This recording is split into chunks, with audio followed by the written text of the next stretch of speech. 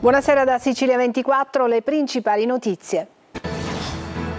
Strage di Casteldaccia, i 5 operai morti, un sesto è in gravi condizioni, sono stati travolti da liquami e gas per la rottura di un tappo della vasca. Non era previsto però che scendessero nel pozzetto.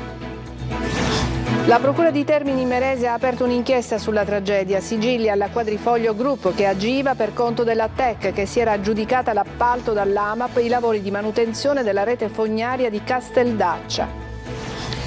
Basta morti sul lavoro, la rabbia dei sindacati in sciopero per 8 ore, 17 le vittime in Sicilia dall'inizio dell'anno.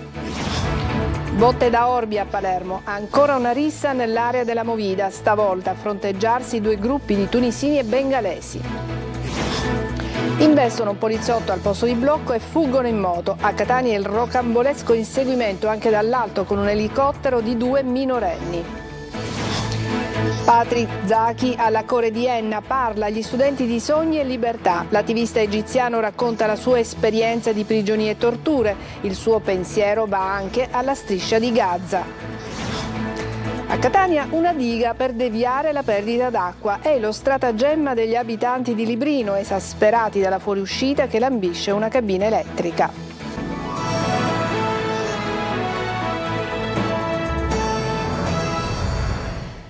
Bentrovati, in primo piano la tragedia di Casteldaccia. È stata ricostruita la dinamica dell'incidente sul lavoro. I 5 operai morti erano scesi nella vasca per liberare la sonda di spurgo bloccata. Dopo ore di tentativi, all'improvviso il tappo di liquami che impediva il lavoro di aspirazione è saltato e una massa di liquami e gas ha investito e ucciso i 5 lavoratori. Altri 4, lo ricordiamo, sono ricoverati in ospedale, 1 è in gravi condizioni. Marco Gullà. Travolti da un'improvvisa ondata di liquami e gas provocata dal loro intervento per liberare la fognatura da un'ostruzione. E questa la ricostruzione che diventa ora dopo ora più certa sulle cause della strage di Casteldaccia. Emergono nuovi dettagli sulla dinamica dell'incidente. 3 operai della Quadrifoglio Group sono scesi nella prima stanza dell'impianto fognario per cercare di sbloccare la sonda di spurgo che era bloccata. Dopo ore di tentativi, all'improvviso il tappo di liquami che impediva il lavoro della sonda è saltato e una massa di liquami e gas li ha investiti, facendogli perdere i sensi. Gli operai sono precipitati nella vasca 3 metri più sotto. La ricostruzione spiega perché i lavoratori della società che gestiva la rete fognaria per AMAP in subappalto si trovassero nell'impianto e non in superficie come prevedeva il contratto. Vedendo che i primi 3 operai non risalivano, sono scesi altri 3 colleghi, tra cui Giuseppe La Barbera, l'interinale che aveva mansioni di accertatore. Intanto il gas killer era risalito e li ha investiti, uccidendo Epifanio Alsazia, 71 anni, il contitolare della ditta Quadrifoglio, Giuseppe Miraglia, 47 anni, Roberto Raneri, di 51 anni, Ignazio Giordano, di 57 anni e appunto Giuseppe Barbera. Intanto il gas killer era risalito e li ha investiti, uccidendo Epifanio Alsazia, 71 anni, il contitolare della ditta Quadrifoglio, Giuseppe Miraglia, 47 anni, Roberto Raneri, di 51, Ignazio Giordano, di 57 anni e appunto Giuseppe La Barbera, l'operaio più giovane. Un sesto operaio, Domenico Viola, 62enne, di Partinico, lotta invece tra la vita e la morte, in terapia intensiva, intubato e in ventilazione per il gravissimo distress respiratorio. All'ospedale di Termini Imerese invece sono ricoverati 3 operai scampati alla strage. Uno di loro dice: ho sentito una voce che gridava aiuto aiuto, venite qua e mi sono avvicinato. Non era la prima volta che intervenivamo, già in altre 2 occasioni abbiamo lavorato lì e non c'era questa situazione, stavolta è accaduto qualcosa. I figli di Ignazio Giordano, l'altro operaio deceduto, invece chiedono giustizia. Vogliamo capire da dove è arrivato questo gas che ha ucciso nostro padre. Sappiamo che è stato tra gli ultimi a scendere nel pozzetto e che aveva tentato di aiutare gli altri. Di certo sappiamo che è morto da eroe. Si concentra sull'appalto e sulla decisione di cambiare modalità di intervento a lavori in corso. L'inchiesta sulla strage di Casteldaccia ha costato la vita a 5 operai. Sigilli alla sede dell'azienda, oltre che al cantiere del depuratore dove è avvenuto il drammatico incidente sul lavoro. Manlio Viola. Sono stati posti i sigilli alla sede della Quadrifoglio Group di via Milano a Partinico. Si tratta dell'azienda a cui erano stati affidati i lavori per liberare la conduttura fognaria di Casteldaccia. Lavori che ieri si sono conclusi con una vera e propria strage costata la vita a 5 operai, fra cui il cotitolare dell'impresa, mentre un sesto è ancora in rianimazione. L'impresa non aveva avuto l'appalto direttamente dall'AMAP, l'azienda Acquedotto di Palermo che gestisce rete idrica e fognaria non solo nel capoluogo ma anche in decine di comuni della provincia. Si trattava di un subappalto ottenuto dalla TEC, impresa appaltatrice per conto di AMAP. Dai documenti fin qui analizzati emerge però la conferma che il piano dei lavori non prevedeva che gli operai entrassero nell'impianto.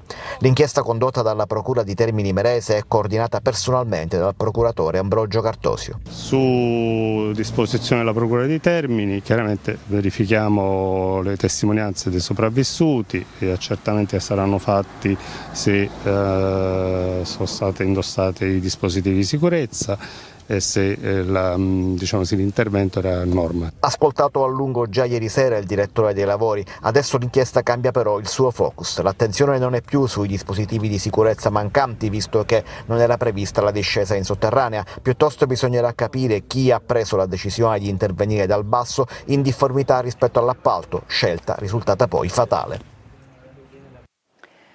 Rabbia e dolore per questa ennesima strage sul lavoro. I sindacati hanno proclamato 8 ore di sciopero. Ancora Marco Gullà. Basta morti sul lavoro! Basta morti sul lavoro! Il dolore e la rabbia. Oggi è il giorno della protesta dopo la strage di ieri di Casteldaccia. I sindacati per oggi hanno proclamato uno sciopero di 8 ore. Si sono ritrovati tutti davanti alla prefettura di Palermo per chiedere per l'ennesima volta più controlli, più sicurezza, più fatti e meno parole. Una tragedia enorme, immane, che continua a porre al centro questo tema che noi da tempo spingiamo e manifestiamo da tempo per questo, che riguarda le morti sul lavoro. Una situazione non degna di un paese civile. La sollecitazione è venuta dal basso, dai luoghi di lavoro che hanno di fatto stanno attuando degli scioperi spontanei. Quindi c'è una reazione importante del mondo del lavoro, però questa reazione naturalmente non basta, non è sufficiente. Purtroppo assistiamo a un bollettino di guerra e in un paese civile nel 2024 è inaccettabile uscire di casa, andare a lavorare per un pezzo di pane e non tornare più. Non solo sindacati, tanti lavoratori presenti, c'è chi ha le lacrime agli occhi per quello che è successo ieri. Non è la prima volta che veniamo qua a gridare che non bisogna più morire sul lavoro, però le autorità competenti sembrano sordi, fanno pura demagogia, fanno finta di interessarsi, però intanto i morti continuano ad esserci. O cambiano le cose o proseguiremo a oltranza con le mobilitazioni per rivendicare la sicurezza nei cantieri, hanno detto in coro tutte le sigle sindacali. Sul lavoro! E sono 17 le vittime sul lavoro dall'inizio dell'anno, con un incremento del 50%. Nei primi 3 mesi del 2024 in Italia sono 191 gli operai morti. Giusy Lazzara. La Sicilia dove si muore di lavoro. La scia nera si allunga con la tragedia di ieri che fa salire a 17 le vittime dall'inizio dell'anno. Un più 50% rispetto ai dati del 2023. Nei primi 3 mesi del 2024 in Italia 191 i morti. Dietro i numeri ci sono operai, addetti che escono al mattino per guadagnarsi da vivere e non ritornano più a casa. La tragedia coinvolge anche le famiglie che non si danno pace per questi morti assurde. Nei primi 3 mesi del 2024, l'ultimo dato ufficiale dell'INAIL, gli infortuni fatali erano stati 10, uno in meno dello stesso periodo dell'anno prima, il 2023 nero del lavoro siciliano con 65 vittime. Una precarietà che pesa soprattutto nel settore industriale, nell'artigianato e in tutte le categorie produttive che hanno a che fare con edilizia, trasporti, logistica e macchinari. Ma l'altro dato che indica la gravità della situazione è l'età. 2 dei 10 incidenti mortali dei primi 3 mesi di quest'anno hanno riguardato ultrasettantenni. Un'altra vittima aveva superato i 60 anni e altre 2 i 55 anni. Se si considera poi il numero di denunce di infortuni sul lavoro, se ne registrano 17 al giorno. Maxi rissa in via Macheda a Palermo poteva sfociare nel sangue. Nelle botte tra tunisini e bengalesi a suon di bottiglie di vetro e un coltello sono intervenuti carabinieri e polizia. Roberta Lunghi. Ancora una rissa a Palermo che senza l'intervento delle forze dell'ordine sarebbe degenerata in tragedia. È accaduto nel fine settimana scorso in via Macheda. A sedare le botte tra tunisini e bengalesi nel tratto della zona pedonale più vicina alla stazione sono intervenute numerose pattuglie di polizia e carabinieri. Sarà tutto più chiaro dopo l'esame delle telecamere di sorveglianza della zona, ma secondo una prima ricostruzione tutto sarebbe partito da un tunisino che avrebbe insultato e cercato di aggredire un uomo del Bangladesh. A quel punto altri connazionali del bengalese sarebbero intervenuti per dargli manforte, rischiando di scatenare una maxi rissa con coltelli e bottiglie di vetro. L'ultima rissa si aggiunge alla recente aggressione in via Quintino Sella, una delle strade intorno all'area del Teatro Politeama. Un giovane di 20 anni è stato picchiato dopo essere stato avvicinato da 6 persone che, con la scusa di chiedergli l'ora, lo hanno avvicinato e poi all'improvviso, senza un perché, lo hanno aggredito colpendolo più volte fino a spedirlo in ospedale. Il giovane è arrivato a Villa Sofia con un trauma facciale. Fuga da film a Catania. 2 minorenni in sella a uno scooter non si fermano all'ALT della polizia e investono un agente, catturati dopo uno spettacolare inseguimento in elicottero. Eva Spampinato. Stiamo inseguendo l'SH. Finale Kennedy, siamo quasi a Leni. Sembra un film d'azione americano, con l'elicottero della polizia che insegue i malviventi e in collegamento radio con la centrale indica minuto per minuto la posizione dei fuggitivi. E invece siamo a Catania il 1° maggio durante un pomeriggio di ordinaria follia con il viale Kennedy sorvegliato speciale dalla polizia e 2 minorenni in sella ad uno scooter che travolgono un agente per non fermarsi al posto di blocco. Via Quintella Bordo, direzione via della Concordia. Incomincia così un inseguimento senza sosta, lo vedete, per le vie aeree e di terra. In strada equipaggi in moto delle volanti e della squadra mobile. In volo un elicottero della polizia che è riuscito ad agganciare lo scooter grazie ad una sofisticata telecamera di bordo, documentando tutte le fasi della fuga, così da indicare sempre la posizione precisa dello scooter. I 2 minorenni sfrecciavano tra le vie della città, zigzagando tra le auto e mettendo in pericolo anche gli automobilisti. Alla fine sono stati bloccati, lo vedete, e arrestati per resistenza a pubblico ufficiale in via Ammiraglio Caracciolo. L'agente è stato soccorso dal personale del 118 ed è fuori pericolo. Lo scooter non è risultato rubato, ma non aveva né assicurazione né revisione. Qualche frattura alla gamba. Gli arrestati sono stati multati per 6.000 euro e rilasciati con diversi obblighi. La Protezione Civile regionale ha diramato un'allerta giallo per la Sicilia dalla giornata di domani. Il maltempo interesserà progressivamente il Sud Italia, portando precipitazioni soprattutto temporalesche sulle regioni meridionali e in particolare sulla Sicilia. Sono previste precipitazioni da sparse a diffuse anche a carattere di rovescio temporale sulla Sicilia centro-occidentale e sparse sulle restanti zone. Il settore ovest dell'isola sarà interessato anche da venti localmente forti, mentre le temperature scenderanno, saranno in diminuzione soprattutto le massime. Patrick Zaki oggi alla Core di Enna per parlare agli studenti perché coltivino la libertà d'espressione. Per l'attivista egiziano torturato e rinchiuso in carcere per 20 mesi nel suo paese è pericolosa l'azione di Israele nel non accettare il cessate il fuoco. Sentiamo Roberta Lunghi.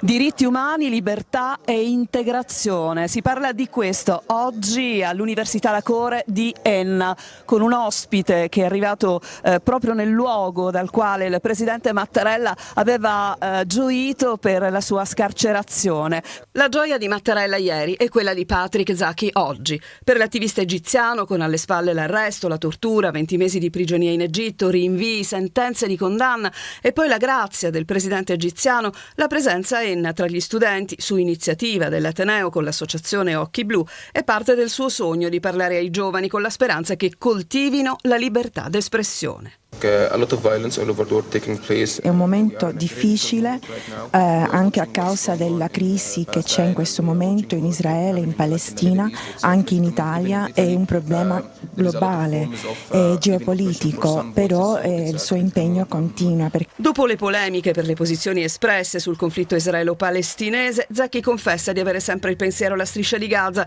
e palesa il timore per la scelta di Netanyahu del non cessate il fuoco. Da egiziano è molto preoccupato perché questa mossa da parte di Israele potrebbe mettere a rischio la pace fra l'Egitto e l'Israele. Agli studenti ha parlato della sua esperienza tragica e di ferite che non si potranno rimarginare, specie quelle psicologiche, tutto contenuto nel suo libro Sogni e illusioni di libertà. E se spesso sogno e disillusione vanno a braccetto, secondo Zaki, c'è anche chi il sogno l'ha raggiunto. Chris Obey, da migrante, adesso è un musicista e vive a Palermo. Kuti ludessi, kataya lassari, me che la moti e non chisto dolori. Ai ai ai ai, moro moro moro moro, shade del mio cuore, l'amore mi sei tu. Palazzo Chigi ha dichiarato lo stato di emergenza idrica, 20 milioni di euro per la Sicilia, ma agli agricoltori non basta. Francesco Aloi. Nuove autobotti per i comuni in difficoltà e trivellazione, rigenerazione o riattivazione dei pozzi. Sono alcuni degli interventi a breve termine disposti dal Consiglio dei Ministri, che ha deliberato lo stato di emergenza idrica in Sicilia per un anno. Nei prossimi mesi potrebbero essere riattivati anche i dissalatori di Porto Empedocle e Trapani. Stanziati 20 milioni di euro, che potranno essere incrementati.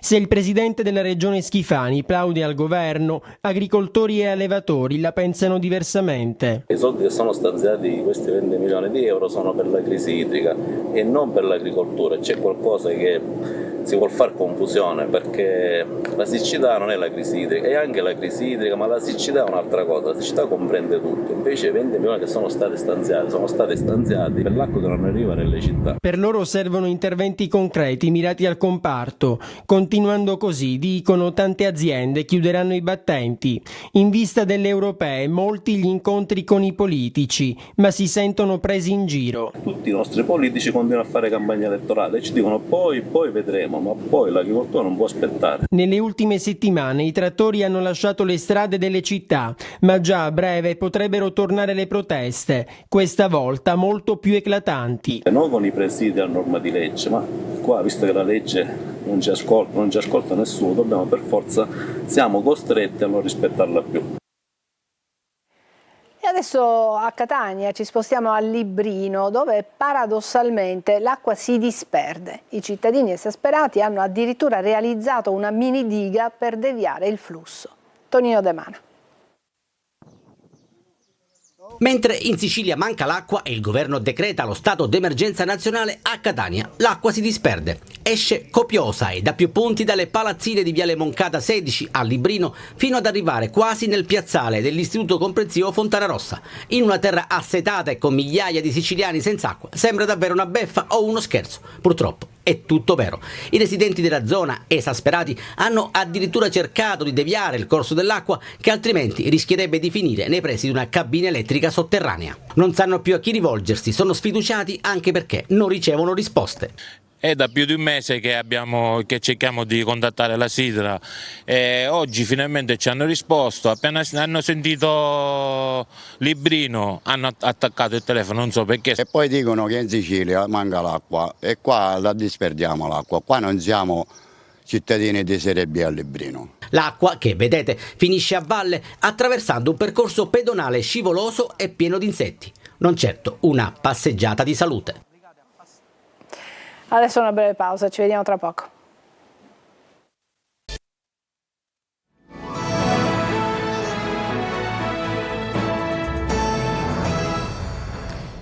A Catania sì alla pedonalizzazione di piazza Federico II di Svevia, ma occorrono servizi pubblici più efficienti. La sollecitazione arriva da Abet Nea, mentre Confesercenti lancia una controproposta all'amministrazione Trantino. Sentiamo quale con Tonino De Mana.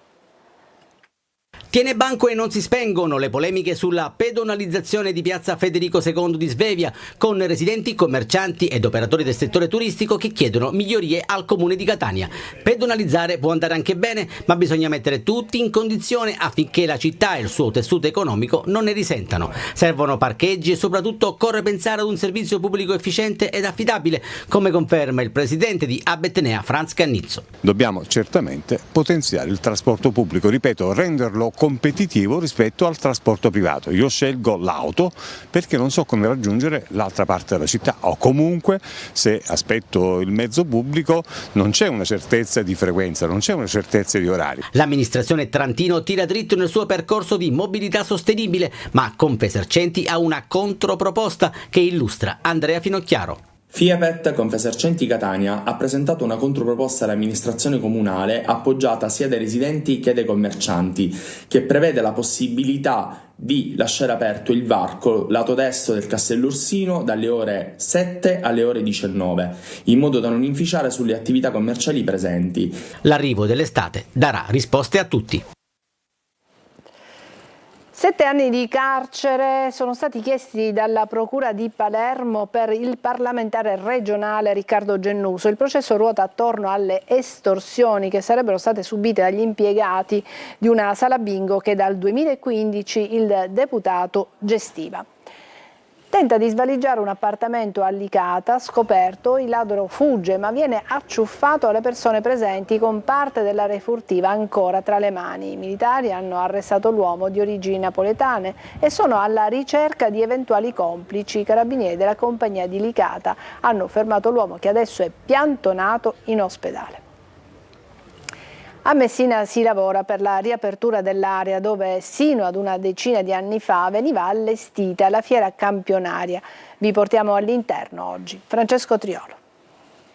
La tradizione, la storia di Messina è legata a quell'area, la fiera campionaria era un appuntamento fisso dell'estate messinese. Da un decennio però quello spazio a ridosso del mare era rimasto chiuso, lasciato nel degrado, sino alla decisione dell'autorità di sistema portuale dello Stretto di riqualificarla investendo oltre 5 milioni di euro, un lavoro di restituzione alla città del suo waterfront. Il 70% dell'area sarà consegnata alla città entro il mese di agosto, il resto potrà essere completato entro la fine dell'anno. Sino ad un anno fa quest'area era nel degrado di decenni di abbandono. Già vedere il mare, aver recuperato questo scorcio per Messina e per i messinesi è una grande conquista.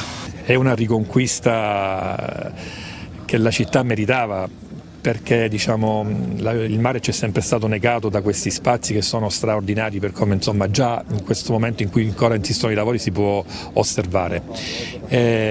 Stiamo facendo di tutto per rispettare questo impegno che abbiamo preso nei confronti della cittadinanza. Saranno fruibili oltre 15.000 metri quadri per una passeggiata a mare naturale tutta verde con 8.000 fra piante ed alberi che avranno un valore aggiunto. Messina è pronta a riappropriarsi finalmente di uno spazio vitale. A Catania gli agenti della Polfer hanno denunciato un uomo che trasportava a bordo di una moto ape rifiuti di vario genere, tra cui apparecchiature elettriche ed elettroniche, senza alcuna autorizzazione. Per lui sono scattate diverse multe per un importo di circa 6.000 euro. Ancora una pausa e poi parleremo di calcio.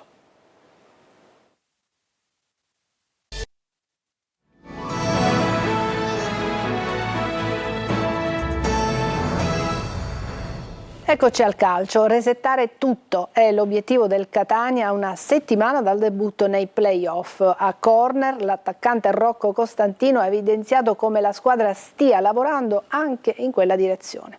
Francesco Triolo. Il conto alla rovescia è iniziato, il Catania guarda all'inizio dei playoff e cresce l'attesa, sognando qualcosa che non è mai avvenuto nella storia. Mai una squadra che si sia piazzata oltre il quinto posto in classifica e mai una vincitrice della Coppa Italia di Serie C è stata promossa tramite i playoff. Ma i rossazzurri, oggi di nuovo in campo dopo la giornata di riposo, stanno vedendo crescere le proprie ambizioni e anche la consapevolezza delle proprie potenzialità, come ha sottolineato Rocco Costantino a corner. Credo che poi questa squadra ha sempre risposto soprattutto nelle partite decisive, non solo in Coppa Italia, perché poi chiaramente semifinali e finali erano insomma partite decisive, però anche in campionato, quando c'è stato magari qualche crocevia un po' bruttino, diciamo così, penso che la squadra abbia sempre risposto nel modo migliore. Si dovrà adesso resettare tutto a livello mentale soprattutto, ma anche Costantino ha sottolineato come i rossazzurri nei momenti decisivi del campionato hanno sempre dato risposte sul campo. Io penso che siamo stati forti anche un po' noi mentalmente, perché poi quando ci sono stati quei momenti dove insomma la squadra caricava così tanto le partite, per esempio anche l'andata della Coppa Italia con il Rimini, ok, l'abbiamo persa, ma non c'è stato tutto questo scoramento, ok?